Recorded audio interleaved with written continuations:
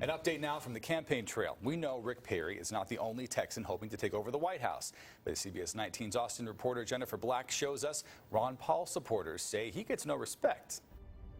It looks a lot like your typical movie trailer. A story of smooth-talking politicians. But complete with direct punches to Rick Perry, it's a campaign ad for Ron Paul. Don Zimmerman started following Congressman Paul in the early 70s. He went on to fundraise for the presidential hopeful. He says Perry's entrance into the race this go-round will give Paul a chance to distinguish himself even more. It further dilutes the traditional establishment Republican vote. Paul's supporters say they have a strong candidate, but are frustrated with the mainstream media. And it's a sense of unfairness, because you have somebody that finishes second in the straw poll, and the media goes out of its way to ignore the result.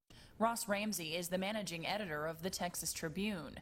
He says Paul has simply been crowded out. Bachmann kind of moved up. Pawlenty moved out, Rick Perry moved in. Despite that, Ramsey says Paul should be taken as a serious contender. He's been ideologically in kind of the same place for a long time and holds his ground. I mean, he's famous for sort of voting his ideology and sticking to his guns. Ron Paul really stands behind his rhetoric, and I'm not sure I can say the same for Rick Perry. You got to give Rick Perry credit. He's a great campaigner. A fact sure to present a huge challenge. Austin, Jennifer Black, KYTX, CBS 19 News.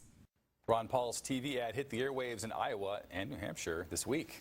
And earlier we asked you to visit our website and tell us of the two Texas candidates who has your vote. Let's look at the results tonight. 19% said Rick Perry and 81% said Ron Paul. If you'd like to vote, kick in your opinion there. Go to CBS19.tv and you'll see our daily poll right there on the homepage. Surprising results. It is surprising. Yeah.